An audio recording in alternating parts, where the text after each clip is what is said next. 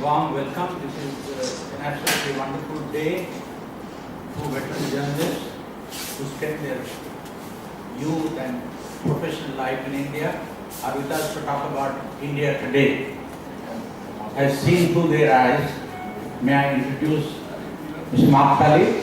He's been knighted, but he doesn't like to be called Sir Mark Tully, so I will stick to Mark Tully. Tully Sahab, as he is known in North India, in Punjab and everywhere. And a lot of people, when foreigners, when they go and travel in the north of India, the villagers go to them, Tully Sahab, and they say, ha, and then get away with that and get their help and all that. Not okay. Now, happy birthday to you, Mark. You turned 83, completed 83 last week, and we are delighted.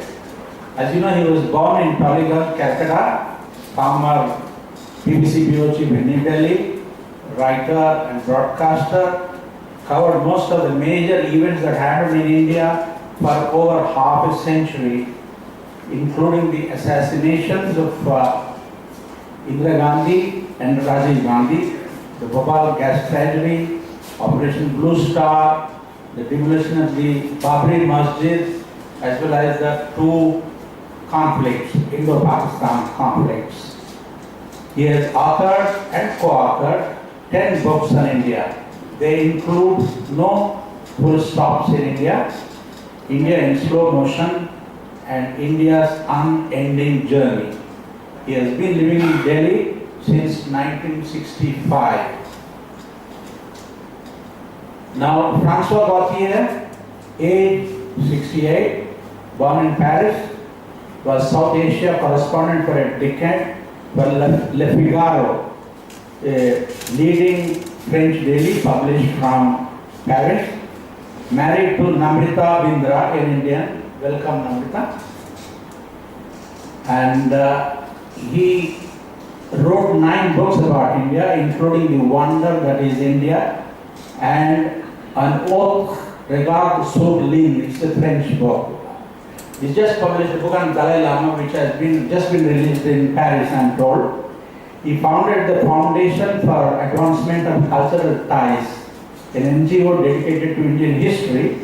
He also founded the Chhatrapati Shivaji Maharaj Museum of Indian History in Pune. He edits La Revue de l'Inde, a magazine devoted to Indian art, culture, literature and Indo-French relations. He has been living in India since 1971, mostly in Auroville, in Pondicherry. Gentlemen, it's a pleasure having you with us. I thought, you have spent more than 50 years, he's spent nearly 50 years, and India about to reach $3 trillion GDP, election is around the corner. How do you, Mark, look at India since you arrived here? What are the 3 or 4 major achievements you think India has achieved and 3 or 4 major failures of India since you started living in this country? Well, I can not speak very well, but I tell you myself this morning. And so I don't want to make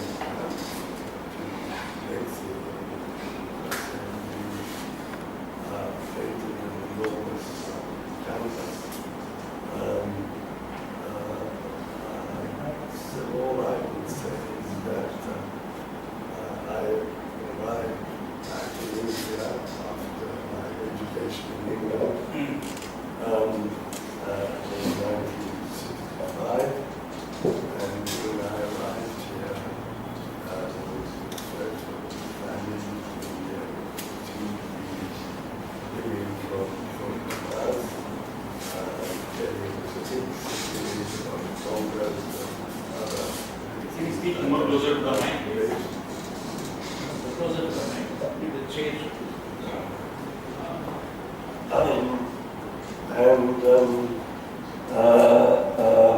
Now you see Delhi is a huge, great city, the second largest city in the world. According to some people,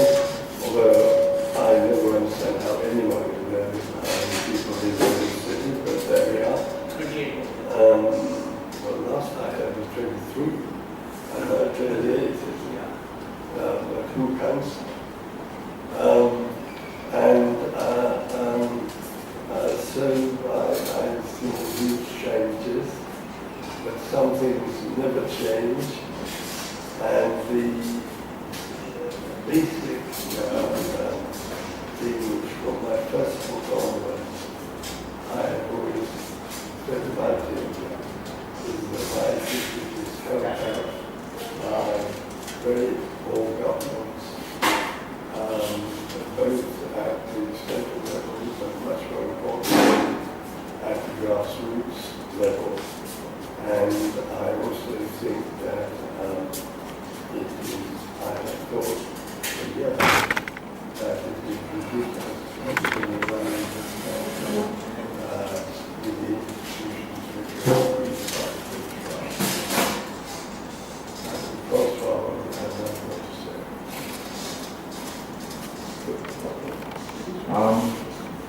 I came later than Mark to India, and so my recollection is shorter, but India has changed tremendously in the last 20 years, and we're also aware that India faces tremendous problems. So it depends how you look at India. You know, there is so much hope, so much potential, so much scope, but then you see the problem that India is facing at all levels, you know, overpopulation, ecological, you know, social, and then you think, will India ever come out and succeed? I believe so. But what I have observed in the last 3 years since Mr. Modi came to power, these reforms have been, I think, remarkable and needed. But my observation, because I shuttle all the time between Delhi and the south from Delhi, is that they do not seem to reach the grassroots. There is a conscious or unconscious resistance from the bureaucracy, which I do know is enormous in India, you know. And the bureaucracy is feeling that it might lose its power. So actually, it's a paradox. Since Mr. Modi came to power, it is more difficult to have visas for foreigners. It is more difficult to do banking, at least for foreigners, even if you're an OCI resident of India. You know, it's more difficult at all levels. So it's a bit of a paradox, and I don't think that Mr. Modi realizes it. That in Delhi being so far from the rest of India, from Central India, from South India, people tend to lose touch with the reality, the grassroots reality. He had a touch when he was Chief Minister of Gujarat, because he had less security, you know, less people around him, and more Central India. But no, I do not think that he realizes that his reforms are not always reaching the people. And in terms of his Swachh Bharat, which is also remarkable, you know, and needed, we know that India needs Swachh Bharat. If you see Bangalore or Pondicherry or other cities, you know, it is not improved. You know. India is, there might be some places where he's taken, you know, for a show, you know, where things are working, but my experience, and I travel a lot in India, is that India is as dirty as ever. So the will is there, you know, the reforms are there, but there's a resistance, you know, in the lower level, I think from the bureaucracy, from the lower bureaucracy. I remember going to Shastri Bhavan in the 90s, you know. If you go to Shastri Bhavan today, you know, there are 3 times more cars, 3 times more officials, you know. It's incredible how the bureaucracy in India is inflated and inflated and inflated, you know, whereas it should be reduced. And I think Mr. Modi has a way to reduce it, but I think this point by bureaucracy, and bureaucracy is one big problem at the moment in India. Monkey also. Pardon me? Monkey also. Monkeys. Well, I don't fundamentally agree with anything that Osman has said, and in a way I touched on what I said earlier. I was recently in a small town of Chatra, which is Haryana, but almost Delhi. And I was with a young lady who was the Chief Minister, Sushashan Sayogi, which is good governance system. And we went to see some of the sites of Jajja. And one of the sites he took me to see was 4 portable loos, which had been set up near colonies of migrant laborers. All the loos, the wheels had been stolen, the tank had been stolen, the doors were flapping open, and it was quite clear that no one was using these loos at all. Another thing I did when I was a judge was I went to a brick kiln. And again, as you say, with bureaucracy, there are now strict rules about migrant labor. But what I saw in that was children working, whole families came from the house, all the families working, including the children. The families were effectively not allowed outside the brick kiln. They were only paid at the end of their contract. They normally came to something about 9-month contract. When they were paid, any money which had been given to them for food was taken off them, and most of them were heavily in debt to the contractor anyhow. And when I asked the man in charge of the brick whether government inspectors ever came, and he said that we see no sign. So that I agree with Michael. And I would just add another point. I would just add one other point, which I think is sometimes missed, and that is to me, the whole morale ethos of bureaucracy, rather than morale, is of an instrument which is governing rather than serving, and of an instrument which thinks it only helps people when it feels like it, and it has this sense that people have to come to it to ask for things, and people have to come to the bureaucrat to ask for things. The bureaucrats don't go, and the usual answer of the bureaucrat is no. And many of you will remember, I'm sure you will, in the Malhotra, he coined the wonderful phrase for Indian bureaucrats. He said, the Indian bureaucrat is the abominable Indian of nowhere. And that whole ethos of saying no, of trying to stop other people, is an ethos of bureaucracy which comes rather than serves. No, you're making the point, Mark, that India is still being run by rules made by the British, most of the rules. And to what extent is that responsible for the state in which India is right now? And the bureaucrats, as you say, they are there to govern, not to serve. Whereas the Prime Minister says, I am the Pradhan Sevak, the main servant of India. So, is it possible to change a country like this? One man out, so well-intentioned he may, unless there is a change in the mindset of bureaucracy. What do you think should be done? Well, I have a theory, and I don't know what to think about this, but my theory is that, particularly in the case of the police, and you're seeing this in TPI now, the problem is that the politicians understand and know how to operate this bureaucracy, and they don't want any change. Remember, the Junta government will have a very substantial study and issued a report on police reforms. As soon as Indira Gandhi came in, she showed the report. And the whole problem, really, as I wrote in one of my books, is that the bureaucracy and the police, and the bureaucracy of the police and the politicians have really joined hands to run India as they wanted to run, rather than as India India was responsible. Can I say something? Yeah, Like Mark, maybe in a different way, I'm a defender of India. And I love India, otherwise we wouldn't have lived here 60 years, I wouldn't have lived here 50 years.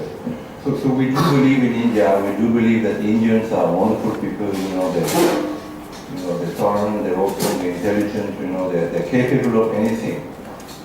I think the system is what is wrong in this country, the system that was created in 1947.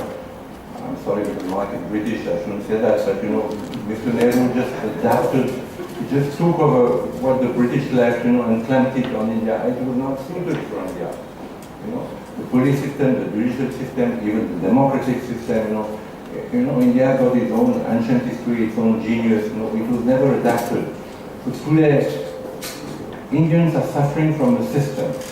And I think there are good politicians. We met good politicians, we met good collectors, I met so many people, even ministers, who are good, willing, and so, but they function in a system where they get caught. I believe even this present government, the BJP, has actually accepted a system where, there's a VVIP culture, where, a minister has 60 people in attendance, and the vice president who came here and was a nice man, who had absolutely no power, has also 60 persons around him, It's a system which is wrong, If only India had the courage and the determination, and Mr. Modi doesn't seem to have it, to start changing the system, to have a parliamentary democracy, where there is a president who has power and who nominates a prime minister from the majority, instead of having a president who has absolutely no power, and around whom there are, 5,000 people and so much money is spent, He's a good man, and there were so many good presidents, but they're just a load on the Indian exchequer. So the system has to be changed. The people of India are good. Of course, there are flaws, but flaws, which can be corrected, and one of them is cleanliness, one of them is toilets. You see, at every airport in India, I remember once there was a Le Monde correspondent, she was a lady called Françoise Chipot, and she rented an apartment in Sultan Singh Park, very, very expensive, half of it in black, and then she was horrified because when she asked toilets for a servant, the owner said, well, you can go to Khan Market to the public toilet. She was absolutely horrified. So it is still there today. You see every airport in India, there are no toilets for the staff. Even in Indira Gandhi Airport, it's such a modern airport. It's the same toilet. So there is something about toilets. There's something about cleanliness. There's something about throwing things without thinking. So the mentality, it's not only the bureaucracy. The mentality has to change. But I think first the system needs to be tackled. Are you suggesting that the Westminster style of government is not good? You should go for a presidential form of government or what? Will that help? No. I was talking about parliamentary democracy because it works elsewhere. In France it does work pretty well. You can have a president from a different party and a prime minister from the majority. It does work. But it can be anything. But the present system, is just what the British had. So it worked for the British because they were very few and they made their money and they did not be corrupt. But if you give so much power to a minister or even to a policeman, and he gets a salary which is not adequate to raise 3-4 children, obviously the temptation to corruption is there. I don't know if you agree with me, but there's a temptation to corruption in this country. But that can be changed. It needs the willpower. I'm not sure Mr. Modi, has this willpower at the moment. Well, of course, yes, I absolutely agree. The temptation to be corrupt is there. And of course, in the police, systemic corruption, and if the guy at the bottom isn't corruption, then he's very much out of favor with his friends because he's meant to share the money. Yes, I absolutely agree with that. I agree also that that this is a country of enormous potential. I always say to people that if with the sort of administration governance this country has. It can get as far as it has done. Think of what would happen if there were real improvements in governance. And one of the things which has surprised me is that I don't think Mr. Modi has really tackled this problem at all. And as you were saying earlier on, this is why his plans are not going as well as he expected. And you know, you talk about the state of the country, and you talk about Pondicherry. I am a great railway fan, and all you have to do is to take a train in any direction out of Delhi, and you will see filth littered all along the line. Old Delhi And that is Station, a public sector. Old Delhi Station is really appalling. You know. So Mr. Modi can go to Old Delhi Station and see for himself. Why can't someone take him there? Well, the other night, when you were talking about being cut off, the other night I was invited to a reception, and I never made it, because Mr. Modi had gone to the reception, and the security surrounding was so gigantic that in the end I used two rather vulgar words, turned my car around and went back over.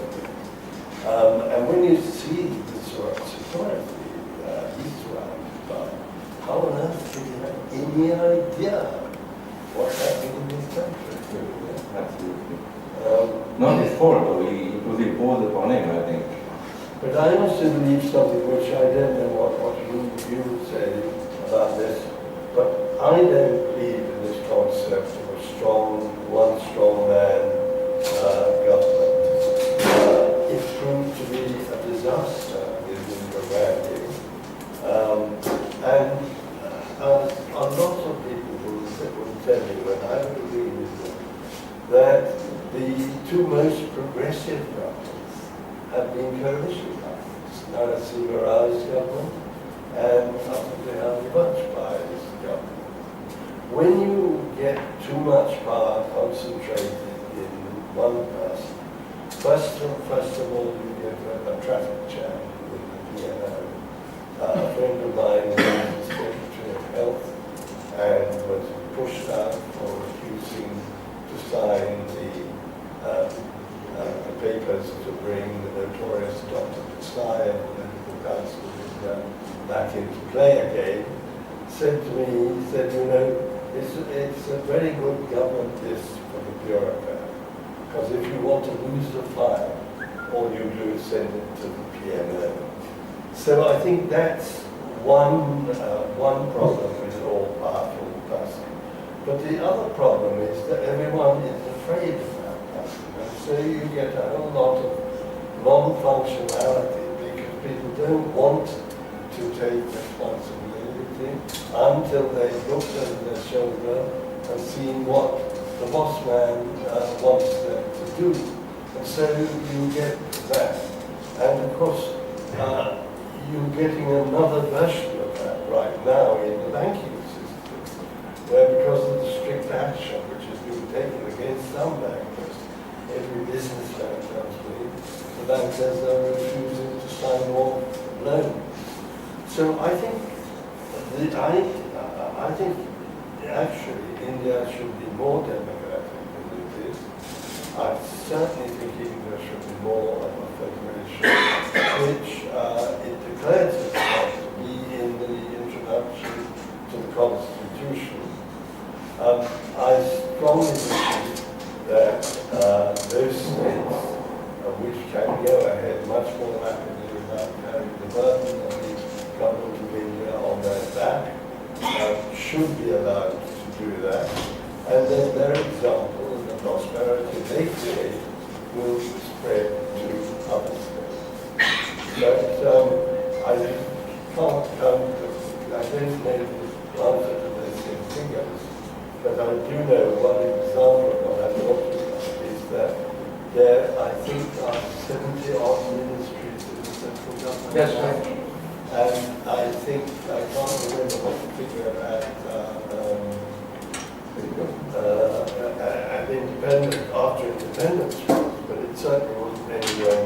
less than half of this, I would get that. well under half, I'm sure. So this sort of burden, if I can put it, if that was taken on states like Tamil Nadu, where you and I know from our oral experience, things are done much better than they are in the northern parts of the country. If they are given the freedom to develop, then without asking permission and all sorts of things from the central government, then I think again there would be a rapid, a more rapid expansion, more rapid growth. So you're saying that India should rather be a federation of independent states where the chief minister and the local administration should have the right to do what they wish to do. You have to have a federal structure, but it should be much lighter, if I can use that word, much less heavy-handed, much less interfering, and the states that should certainly not be independent in the sense that there would be independent countries, but in my view they should be freedom, much freer from the interference What do you think about that? But as a journalist, I know so many journalists who tried not to stay in Delhi, to move to Bangalore, to Mumbai, and ultimately came back to Delhi because everything happens in Delhi. So even for all of it, if we have a big problem, then we have to come to Delhi because the power is here. So it's a difficult question because Delhi actually, if you live in the south and the center, Delhi is so far away. So the people of Delhi, and that includes the journalists and the diplomats in our opinion, are not really in tune with what happens in the rest of India. It is a big problem. So India needs to be decentralized, but it's a huge task. I think they tried for culture and moved some of the culture to Ujjain and Indore, but it didn't work out. Actually, people wanted to come back to Delhi because this is where the action is. So yes, India needs to be decentralized, and but again, this government doesn't seem to have had the time to tackle it or the will to tackle it. So that's another problem. I think this government is much more inclined actually to centralization rather than to decentralization.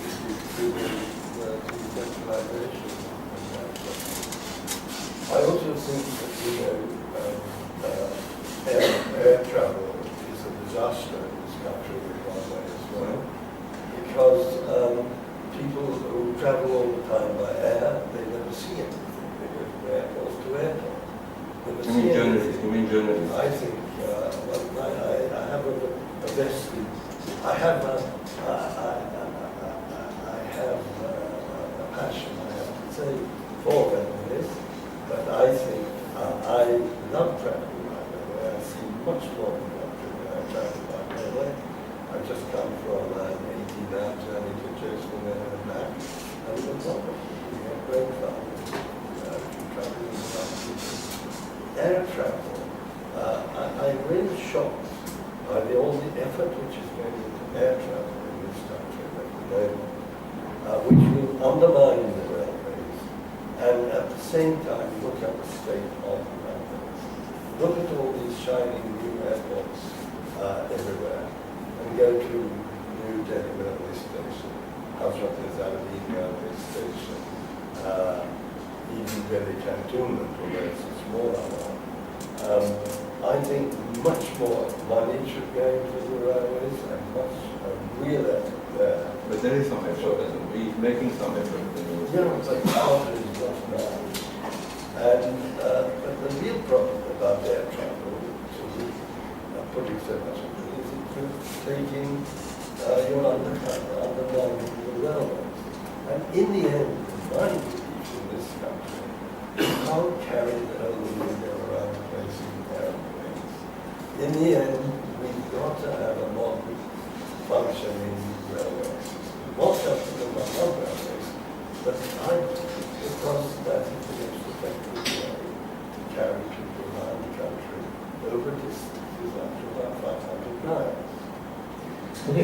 agree with you and disagree. Agree, of course, because we know that you cannot know India unless you travel by road. We used to travel by motorcycle a lot, but this is one way to know India. But I have to disagree because of China. Because, economically and politically, China is, way ahead of India, at least economically.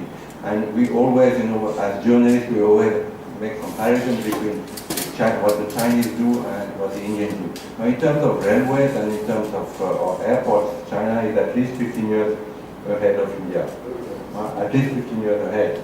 So India cannot progress and become, the economic power that she deserves unless she makes roads and build airports.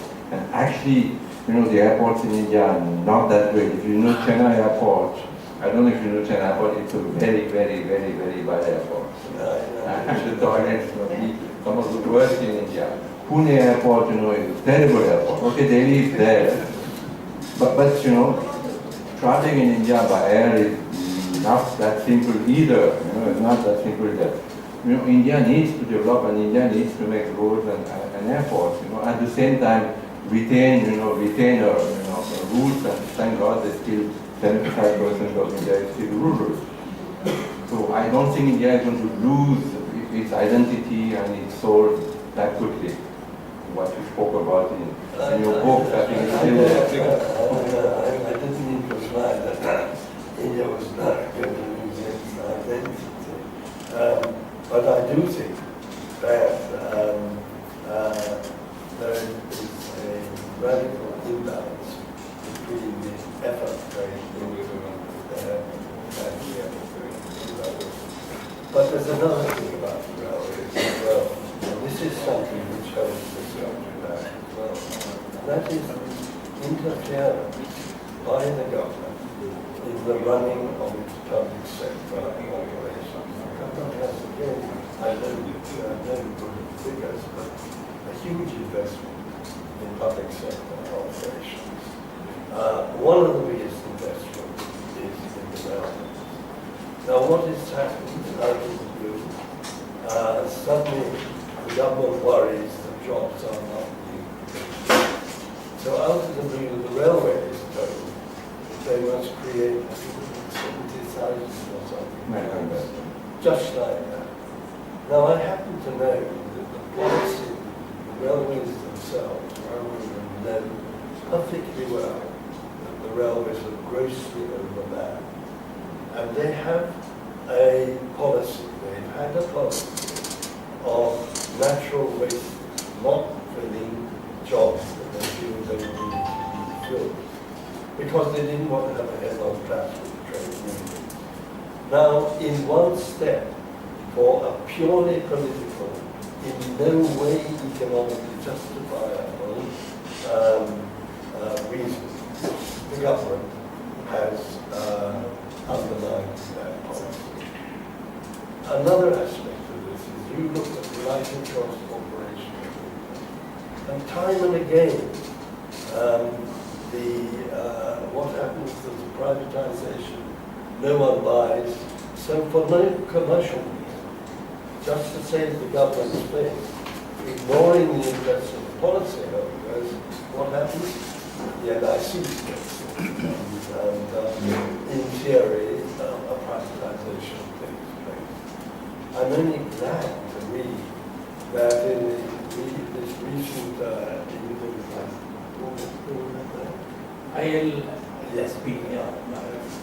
case, the head of the State Bank and the head of the LIC have both refused to salvage breakage. So I'm pleased about that. But there is an enormous amount of misuse of the public sector by the government and by state governments as well. Mark, I think we can discuss these things forever. So let's open the session for question and answer session. I want to thank His Excellency the High Commissioner of Bangladesh. Thank you for coming. Friends, diplomats from Pakistan High Commission, the American Embassy, and Africa. A warm welcome to all of you, ladies and gentlemen. Thank you for coming. Yes. You have a question? Quickly, go ahead. Welcome to both of you. Sir Tully, I've been following you for very many years, and generations of journalists look up to you and miss you from Subodhi when you proceed. I was just wondering, you've seen, both of you have seen several prime ministers, several presidents. What is it that Modi has done by his sheer wanderlust, which is a huge burden on the exchequer's money, and there's wide criticism of it, that has actually helped India arrive on the global stage? Because his journeys would have you believe that India has arrived on the global stage because he can address Obama on first name terms, he can rub shoulders with Macron, and Mr. Trump, by the way, has refused to be our guest at the Republic Day. So how have things changed? I mean, we have a prime minister who has traveled the most, I think, in recent years, if I'm correct. Well, I think India was on the global stage anyhow. Before Mr. Modi came there, certainly Mr. Modi had travelled very extensively, and we had his good relations with a lot of people. But again, I have political views here. I often find Indians say, do you think we're being a great power? Or will we really become friends on the world scale? I think India needs to marry, and I think India has the potential to be an example to the rest of the world by being different, by not struggling, concentrating on its status in the present global system, if I could put it like that. India, if we go back to Mahatma Gandhi, I believe some of the things Mr. Modi himself has said, should be aiming to be an example to the world of a different way of doing things. A way that, for instance, this obvious example would be a way that doesn't damage the environment. A way that doesn't depend so heavily on consumerism as an engine of growth. A way, a company where religious freedom flourishes absolutely, and where all the pilgrims from all over the world, of all the religions, who come to see India. It's a very different vision. The one of India becoming a great power or trying to imitate or imitate China. That's my opinion. I'm more of a defender of Mr. Modi. I knew him when he was Chief Minister of Gujarat, and I had a good relationship with him, and I still have now. I think he's a good Prime Minister for several reasons. One, he's facing enormous problems. Let's face it, if you govern India, you can wish your enemy, if you hate your enemy, you can wish him to govern India in such a difficult time. So I think once he doesn't come from a dynastic family, two, he's from a lower caste, and as a journalist I know that Westerners are obsessed by caste. Three, he's corrupt. There's no doubt about it. He's not a corrupt person. He doesn't work for making money for himself, for his party. And four, he started with a very good volition, and he did things that were necessary. Whether it is, the black money, the chain on black money, the demonetization, the Swachh Bharat, he had good intentions. Now, the results might not be on par with, the will that he had in the beginning, but I'm still a defender of Mr. Modi, because he tried, and he tried hard, and he's facing problems, and he's in Delhi, and we spoke about all the problems that he's facing. So I'm not too harsh on him. I'm not too harsh on him and his government. And even within his government, there are a few ministers who are hardworking. I remember Mr. Modi's style in Gujarat is that he made his ministers, here, if you meet a minister in India, you meet the minister for favor. It's been the tradition in India, you go and see a minister to ask for a favor. So in the old times, you go to see a minister in India, there are hundreds of people waiting for favors for their family, themselves, their business. Now, in Gujarat, Mr. Modi made a practice that his ministers, they would sit in a public place and have plastic chairs, few rows, and people who had a genuine work with the minister would come in a queue, shift chair, come to the minister had one secretary, take notes, gone. So I know there are a few ministers in Delhi of Mr. Modi who still function in that way, and that is a very welcome change. So I'm hopeful. I think that India is on the right track. It will take some time, but India is the economic and political alternative to China. The West has to understand that. I'm a Westerner, and I've kept saying for the last 30 years to the West, to my readers in France, look towards India. Do not look, because the Westerners are investing 10 times more in China, and still today, 10 times more in China than they do in India. They have 10 times more the interest for China than they have the interest for India. But look towards India. This is the country of the future. It's a democracy, it's liberal, it faces many problems, but all the separatism, all the problems have come to the surface, it's not going to implode. China will implode one day. It's not going to happen to India. So the future for the West, economically and geopolitically, because India is, such an important power, it is the only one who can balance China. It's the only one who's got the weight and the army and, and the will to balance China. But it's not happening yet. It's not happening yet. Even the US, whether it's Obama or Mr. Trump, there's no difference. But I'd just like to add one thing to that. Actually, I was attending a dinner in London on businessmen recently, and all of them said we want to invest in this. And my son, who is in this sort of investment type business, he always says that the Tina factory is in favor of the alternative. But at the dinner, I said to them, if you all want to invest in India, why are you not coming here and investing? And they said, almost to the chorus, corruption. That was their reason for not coming. So I wouldn't quite agree that the West is not interested in coming to India. Certainly I think this is very serious. And after all, with the market, the size of India, and the growth rate going, one would be foolish as a businessman if you didn't consider Clinton coming there. Cherian. Yeah, nice to hear the French person talking about Modi. France, we believe that all the liberal democracies inspired from French Revolution. And my question is to Mark also. You went through the emergency period. In fact, in media, you keep hearing that this is undeclared emergency.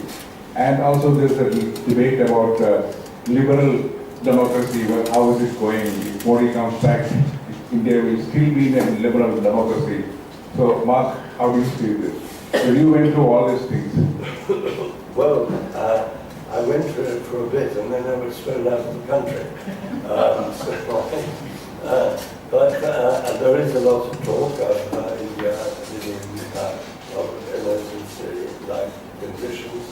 I always say, and I would say today, that this is not like the emergency. But there are worrying things which are happening, and I think particularly worrying things which are happening with the press, and more particularly the back with the electronic media. If you talk to anyone in New Delhi television, for instance, they will tell you things which certainly should worry you. I personally think that there are signs of the misuse of the police as well. The arrests of some people, I think, are highly doubtful. I think also that in Uttar Pradesh, the reports of extrajudicial killing is something utterly deplorable, and extrajudicial killing is not justified anywhere. And as is inevitable, as I said before, when you have a very strong leader, there is an element of fear of him or her, which is there in the Gandhi's time, which is built into society. And that, I think, again, you can clearly detect here. But I would say that, when I remember the emergency, and remember, for instance, the fact that you had to submit your copy and every word of it was gone through and the most absurd changes were put in it. Just that one example, that is certainly not happening at present. And I think there's a balance necessary, which it is very difficult to maintain, but the balance will be being aware of the danger, not taking what you or I are likely, but at the same time not being so unduly alarmist that you destroy your own credibility, and that at the same time you wrongly take the government.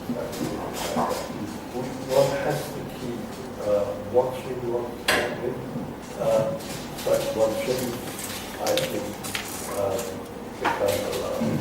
I still think, much less than they are at the moment, and they are not obviously necessarily going to do that. I'm not saying they're going to do that, but until should that happen, then that will be time to be alarmed. I can't comment on the emergency because I was too young, but as a journalist I can say that I have experienced total freedom in India. I think in China there are many restrictions if you're a foreign correspondent.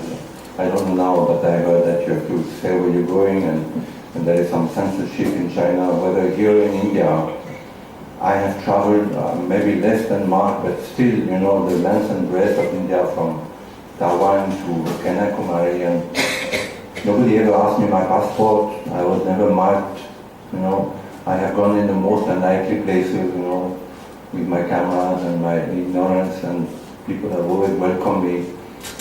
So there's a great freedom in India, and I don't think Indians themselves are always aware of that, that you can criticize, and of course there was the emergency, but generally you can criticize, you can publish cartoons, and it's a great freedom, even religiously, there's a great freedom in this country. I don't think Indians appreciate that.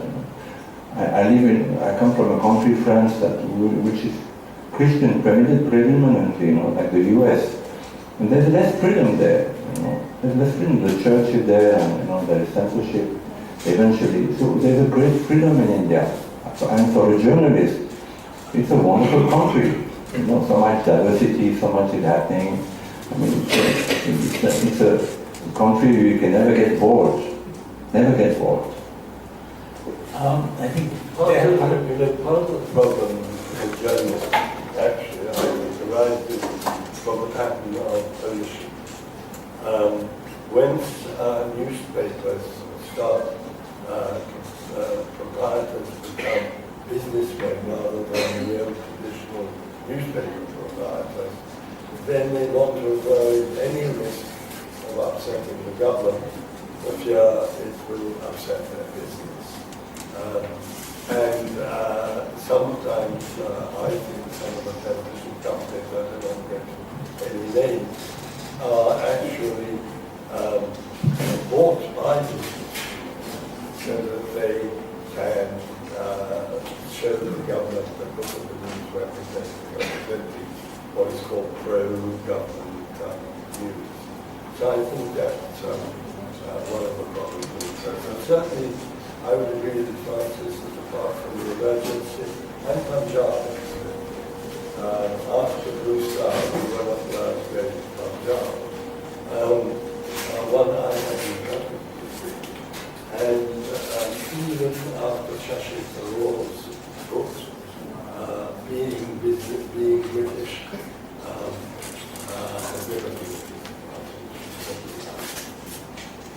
Yeah, Bill.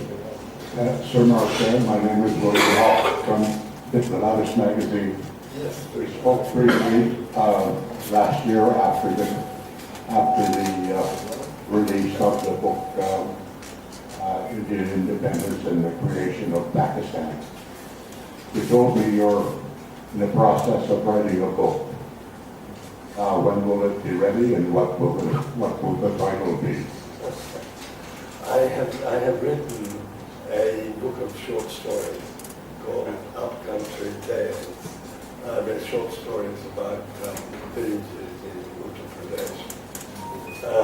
And it is in the market, and some people bought it. I'm not writing another book at the moment, and being of a great age, it may well be that I will never write another book. I'm not, I'm used to writing very small dispatches and faced with writing a whole book. I panicked rather.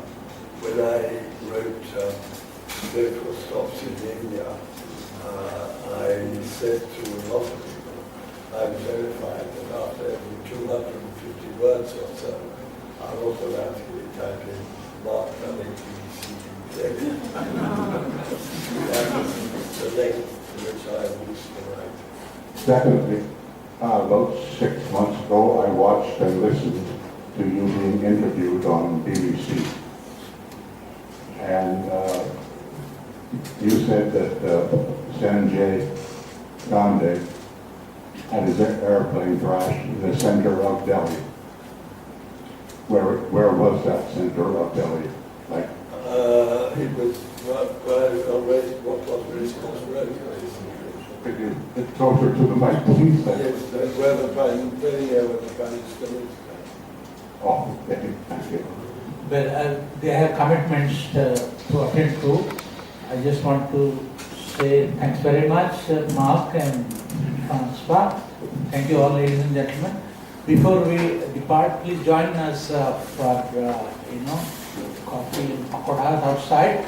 Let all of us stand up and wish Sir Mark Tully a happy birthday.